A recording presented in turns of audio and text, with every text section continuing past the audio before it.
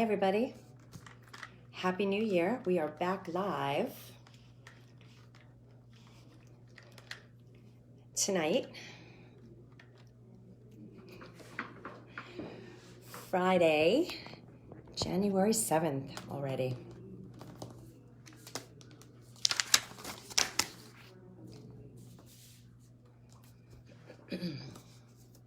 Got a little bit of time. Just wanted to jump on here, say hi.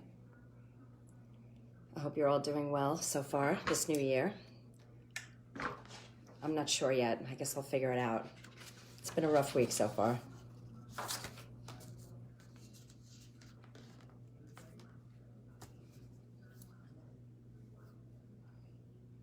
Hey, Vinny.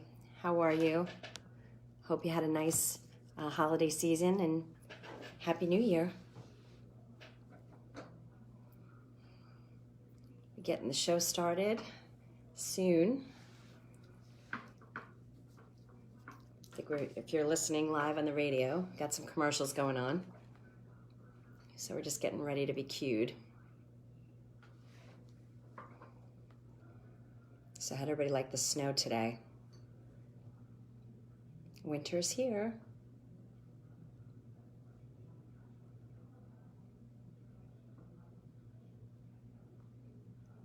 The airport's pretty empty right now. There's nobody around.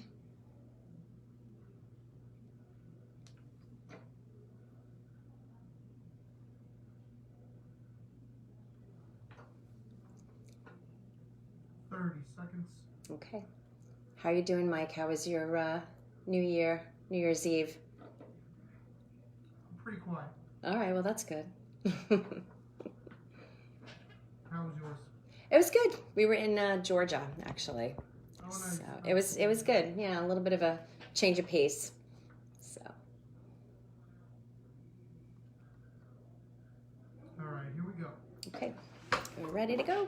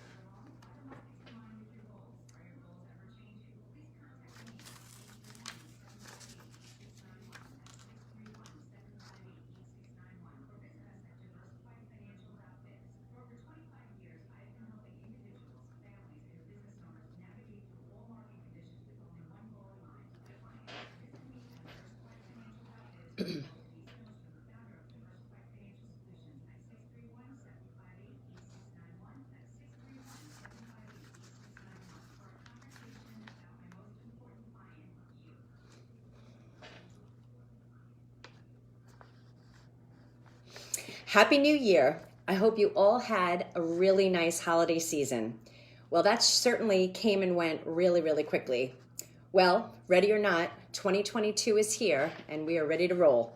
So I want to thank you for tuning in today and spending some time with me. You are listening to The Financial Chick Show, and I am The Financial Chick. My name is Denise Nostrom, the CEO and owner of Diversified Financial Solutions, which is a full-service independent financial planning firm located in Medford. I'm here live every Friday from 5:30 p.m. to 6 p.m. on 103.9 LA News Radio. Your Financial Chick is here to help you make better financial decisions and choices to improve your life and reduce your anxiety and stress about money.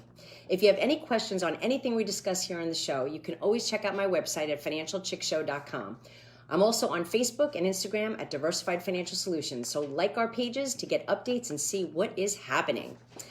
So, what about that snow today? I guess winter is truly here. It was definitely more than they predicted, but we never really get an accurate call on the weather. So either we're having snow, well, I think they called it earlier in the week. We were supposed to get snow and we didn't get anything. So I guess it's just kind of weigh it out. And in the end, it is what it is, right?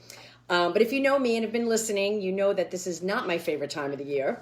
Yeah, the snow looks pretty coming down and, it looks nice on the trees and the bushes. But about 15 minutes after it stops, all hell breaks loose. The snow looks dirty. As I'm driving here, like everything is already dirty.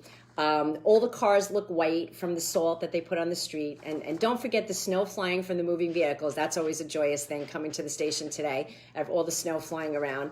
And then don't forget the ultimate spray of the snow melting onto your windshield, which always just adds a whole lot of fun and frolic as well. So I tend to always run out of the windshield washing fluid very quickly in the winter. So for the holidays, we went down to Georgia, actually, to spend time with our new family. I don't know if you've been listening or had listened a couple months back. Last year, my husband had a brother that he was aware of but hadn't met. But my husband and his brother actually met for the first time last summer. So we happened to gain a new family. Their family had come up to New York actually last summer, and we decided to go down to Georgia to visit them. So we were there between Christmas and New Year's. So we had such a great time getting to know them more and seeing where they work and play in their own surroundings. It was really awesome because the weather was so nice and warm. And of course, we were in the South, right? So it would be warmer, but even they said it was unseasonably warm. So, we had packed for more like winter kind of, but it was like 60, 70 degrees, which was amazing. So we went to the Atlanta Aquarium. We did some hiking. We did some shopping, and we spent a few days in a cabin by Lake Burton. We even got to meet Rob's brother's mom and dad. So having met them and gain an extended family was definitely one of the highlights from 2021. So we actually drove down to Georgia, and it was easy. There was no traffic. The weather was fantastic, and we drove home with ease as well until we hit the Clearview. And if any of you know the Clearview in New York, going to go off the exit to get onto the LIE, well, my new year definitely started off a little bit rocky. So we were getting ready to get off said exit to go to the LIE when we hit a pothole and blew out 2 of my tires. Now, just as a caveat, I have the run flat tires on my car. So the good news is that with the run flats, you can actually get home, hence the run flat. You can drive it all the way home. So we did get home driving 40 miles an hour on the LIE from Queens to Medford. So if you are from New York, which I know most of the people listening, but maybe people on Facebook Live or whatever, if you're from New York and been on the LIE at any time, this is not a pretty scene, even with the flashers on. Not good. But so again, good news, bad news. We were able to get home. The bad news, 2, not 1, but 2 flat tires.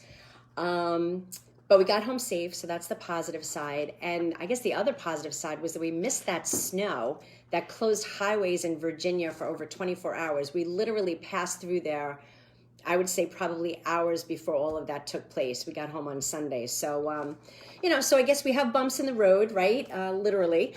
But we need to look at the good stuff that happens in life. So 2022, it is a new year. Unfortunately, COVID-19 is still continuing to be a big issue. Now there's apparently a new strain, Florona. Is that like my Sharona? Does anyone else feel like we're being punked, or maybe that we're living in a looping episode of Candid Camera? I'm not making light of the situation, but, more like I'm coming from a place where everyone is coming from. What the heck, and when is this thing going to ever end? It just seems like whenever we feel like we're getting close to maybe getting into an open area of calm and ease and peace, it just seems to ratchet back up again. So, and then the other side, again, this the first week of the new year has been a little bit challenging, to say the least. So my daughter's home again in quarantine, not because she's ill, but there was a kid in her class that tested positive for COVID. So it's really hard to plan in this world right now. Things keep changing, by the day or by the hour. Actually, I think it's by the hour, really, especially at work. It's just maddening. And I think everybody's had it. I know we had one client come in this week, and this person's been a long-time client, and anxiety is just at all-time high. And I don't have my psychiatry or psychology hat. Well, I guess I wear my hat sometimes, but I don't have the license or degree. And it's been tough. It's been really, really tough dealing with a lot of different things. And people are just, they've had enough. It's been a tough situation. So anyway, we're going to keep it positive. But what we're going to do is we're going to take a little look back as to what 2021 gave us in the markets. So as we plan for the new year, like I said, we have a lot of the wall of worry is still there. But you know what? The wall of worry is always there. But it's really perception. It was kind of interesting as I was driving here today because I don't have my car. So I'm in my husband's pickup truck. And, I really didn't do any preparations, been busy at work. And, you like watch the news to see is it slippery out, this and this and that. So it's interesting how you just go and do what you have to do and not really think about it. Now, I think if I would have listened to the news or went on there and they were saying that the roads are slippery and this and this and that, I would have been like freaked out, like, oh my God, I don't have my car, I have this truck. But I just went and I did what I had to do. And I think in life, that's what we need to do, especially with the market. As we get into the new year, reevaluate where you are, but more importantly, take a look at where you want to go. What are your goals? Have your goals changed? Do you have different things that you want to do? It's always a good time, right? New Year's resolutions. I hate to say that because resolutions kind of almost set you up for failure, but I say it more of as like goals. What goals do you want to reach? Maybe it's paying off debt. We went through Christmas, and although if you've listened to my shows, I told you not to do that. But, I'm sure everybody has some credit card debt, that we need to take care of. Maybe you're saying, I really don't want to rent anymore. I want to buy a house. Or maybe, it's a new year. Maybe I haven't started my retirement plan, whether it be a 401k at work or a 403b if you're in the public sector, teacher, or maybe you don't have a plan available at work, and that's okay, but maybe doing an IRA, a Roth IRA. Don't worry about all the stuff that's there. Corona's going to probably be here for a long time, as per many people are saying. Inflation, yeah, it's a problem, no doubt about it. There's just all of these different things that are going to be the issues, but really take a look at what it is that you want to do and what you want to get out of life. Like I said on my drive here, if I would have done all the planning, watched the TV, oh my God, should I not go here? Maybe the roads are slippery and, you're not having my own car. I don't feel comfortable. Maybe I wouldn't have even showed up today. But the bottom line is that you just have to go for it. Just do what you have to do. Life is a risk. Every day we take a risk just living, but calculated risk, do what you need to do. And just wipe out the noise, wipe out the noise because there's so much noise right now. So anyway, that's my commentary for the day on that. But what I'm going to do, we're kind of getting close to the first break, but what I want to do is talk to you a little bit today about what 2021 brought to us and what are some changes that are going to happen for the new year, especially in the retirement accounts arena. There's a lot of things that are going on. That's been taking up a lot of my time right now. But you are listening to The Financial Chick, and I am the Financial Chick, Denise Nostrom. The company's Diversified Financial Solutions. I help you look for financial solutions when you feel like there are none. So feel free to contact me at 631-758-8691. But right now we're going to be running into the commercial break. But please stay tuned. Listen for the second half. And let's take a look and see how we can make this year the best year ever. Stay tuned. I'll be back in a few.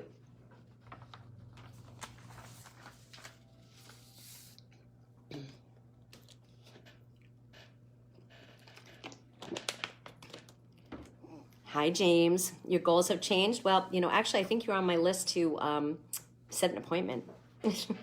Hope you're doing well. I hope they're good goals. I'm excited to hear.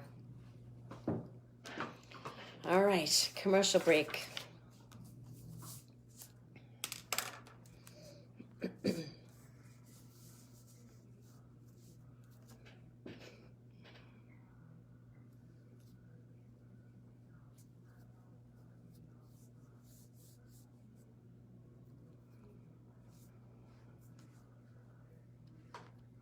Got a few minutes. We'll be back.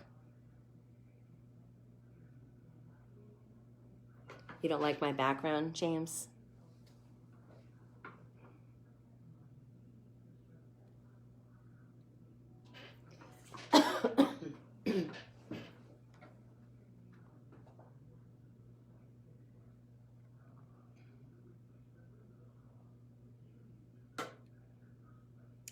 Just under a minute.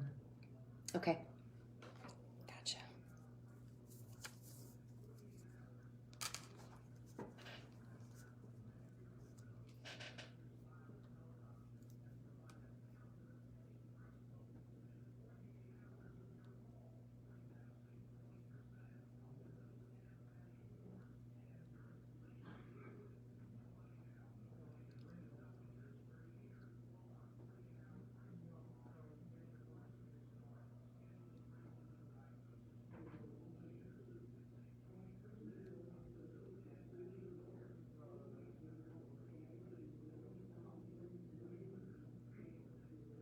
right, here we go.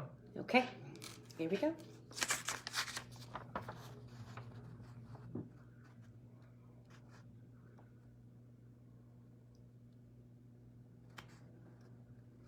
Welcome back. You are listening to the Financial Chick Show, and I am the Financial Chick. You can visit my website at financialchickshow.com for more information. I'm here to help you on your financial journey. Over the years, things change, and I'm here to help you navigate all of those changes. Just bear with me. I'm fine. It's a cold, but definitely got a little rundown from New Year's Eve driving to Georgia. We did like a 15, 16-hour drive to and from, and I guess with the holidays too, we just do a lot of, a lot of eating, having some beverages and not sleeping a lot either. So definitely got a little rundown, but everything's cool. So before the break, I was talking about how we're going to take a recap of what happened in 2021. So let's take a look at some of the things of where we landed. So the S&P 500, these are going to all be indexes that determine how our investments are doing. Not even how they're doing, but a comparison to what our investments are. So, with all of these numbers, either you're doing better, you're doing worse. It's really comparison to say, are you doing, what the actual market is doing. So the S&P 500 ended off the year at up 28.7%. The Dow Jones, which is 30 stocks, the Dow Jones Industrial Average ended up 20.9%. The NASDAQ was up 22.2%, and the Russell 2000, which is 2,000 of the smallest companies, ended up 14.8%. So those are your domestic or U.S. indexes. These are extraordinary numbers. If you walk away with the market, I tell clients, if you're in equity type or stock type of investments and you walk away with anywhere between like 5 and 7% in a year, you're doing great. So we've done about 4 or 5% higher than that. So it was a pretty remarkable year. Then we take a look at the international foreign stocks. They were up 11.8%, but emerging market stocks were actually down 2.2%. So as a financial advisor, so I take a look at this stuff and I say, I'm kind of like a bottom, value type of person. So to me, if I see that emerging markets was down, I want to put some money into that. So I feel there's a lot of bargains there. So that was kind of an interesting type of thing. But if we hone in a little bit more, this makes a little bit more sense. We take a look at the various sectors. What sectors have done the best? So the top sector, and this is not probably a surprise to anyone, the top sector in the S&P 500 last year was energy, up 54.6%. Now that's like an extraordinary number. So that's all about oil and gas. Just the price of the barrel of oil, actually took a little bit of a cooling for part of December, and it's been back up again. So gas prices are unfortunately on the way up. Second best performing sector was real estate at 46.2%.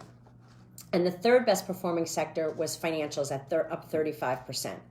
So this is a very interesting thing. Now, real estate, obviously we know with the housing market, housing is still has been hot, and financials kind of go hand in hand with the real estate because people are not only getting mortgages in some cases, but doing the refinancing because we have low rates. And just in general, financials with interest rates being down are just very, very strong. Now, the bottom three sectors, so from the third one down, the third worst performing sector was industrials. But when we take a look at the percentage, it's very interesting. Industrials was up 21.1%. So being the third worst performing sector and getting 21%, I would take that all day long. Now, industrials, just so you're aware, industrials is a lot of this with improvement in the economy, or not the economy, but in infrastructure. Industrials is the equipment. So let's just say materials would be the asphalt if we're redoing roads, and then the industrials would be the machine that would kind of smooth out the roads or lay down the asphalt. So industrials would be those types of things. The second worst performing sector is consumer staples, and that was up 18.6%. Again, great number. But consumer staples is things that we need. Consumer staples are food, water, shelter, toilet paper. We knew that from back in 2020. So it's very interesting that something that is required is one on the bottom three of the S&P 500. And the worst performing sector last year was utilities at 17.7%.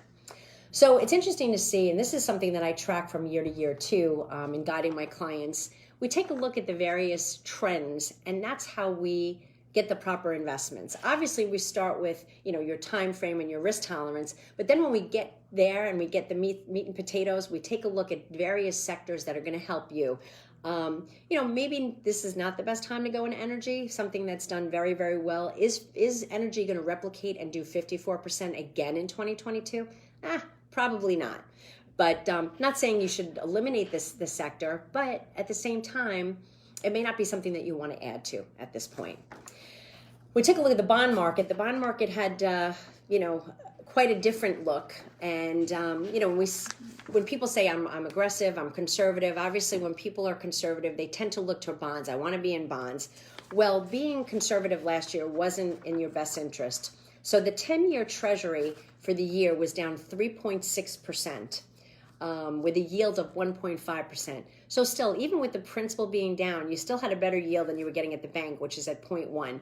So none of this information is kind of concrete. That's why when I meet with my clients, we took a look at everything. We do a comprehensive look, because just because the surface may not look the best, it doesn't mean that it's a bad product or a bad thing to be in for you. U.S. bonds were down 1.5% with a dividend or an interest yield of 1.75%. Global bonds really took it on the chin. They were down 4.7% with a dividend or interest yield, I keep saying dividend, interest yield of 1.31%. The only thing that really held its own was municipals. And munis are tax-free, which of course is probably one big reason. This is a good escape for people, especially people that are paying a lot of taxes or people that don't like to pay taxes. I think that's everybody. But people that are in higher tax brackets definitely benefit more from municipals. But municipals were up 1.5% in 2021 with an interest yield of 1.11%. So not too bad. Just kind of stay on the bond arena. So the taxable bond index, which I had indicate was down 1.5% in 2021, but has gained 6.9% per year total return over the last 45 years, which would take us from 1977 to 2021. So 2021 was the fourth down year for bonds in the last 45 years. The down years happened to be 1994, 1999, 2013, and 2021. So the reason I'm bringing this up is that, and this is according to Bloomberg Barclays, is that because we see that numbers are not so good doesn't mean that the whole sector is bad. Because a lot of times people do that. They'll look at a list of investments and say, oh, well, this is doing terrible. I don't want to put any of my money in there. Or this is doing really, really well. I want to put all my money in there. This is the biggest misconception. And a lot of people will do that. And it kind of sets you up for failure. It's almost like going to the supermarket and you see things that are on sale. The things that are cheaper, if it's barring everything being the same, if you have tuna fish, let's just say, and one tuna fish is $1.59 and another tuna fish is $2.59, unless there's some aesthetic difference, most of us will gravitate to the $1.59. The only time people don't do this is in the market. People will run and chase the returns, and this is something that we really don't want to do. Especially going into the new year that we have. The volatility is going to be going up, and it's going to be an interesting year. So the bottom line is, I think that people need to really take a look at their situation, evaluate where they are, make any changes, and call me. Give me a call at the office, 631-758-8691. Come in for a consultation, find out, where you're at, and just even if you're looking for a second opinion, see what's going on in your situation. Let's make 2022 a great year ahead. And I'm kind of running out of time already, but there are some things that are going to be going on. I'd probably say the biggest thing, and I'll go into this more next week, the biggest thing that changed this year for my people that are taking required minimum distribution, so my people that are in their 70s, 72, which meaning the new age to take the RMDs, but even the 70 and a half, they have changed the tax tables. So your RMDs are going to be different. If you're using old tables, that is not the number that you need to use. The new tables actually will mean slightly smaller RMDs on accounts for longer life expectancies. So I will go into this more next week because it is a really, really important thing, and we're early in the year, so we're good to go. But I want to thank you so much for tuning in today. Time flies when you're having fun. Enjoy the snow if you like it, and stay indoors if you don't. But I will see you next Friday, and I want to thank Mike the engineer and Dave for always being there for me. And I look forward to being with you next Friday. Have a great weekend.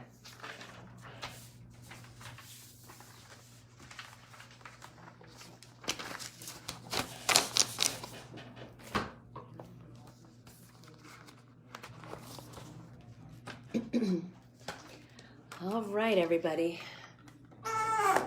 Have an awesome weekend, and thank you for taking time out of your day. I appreciate it, and see you soon. Bye-bye.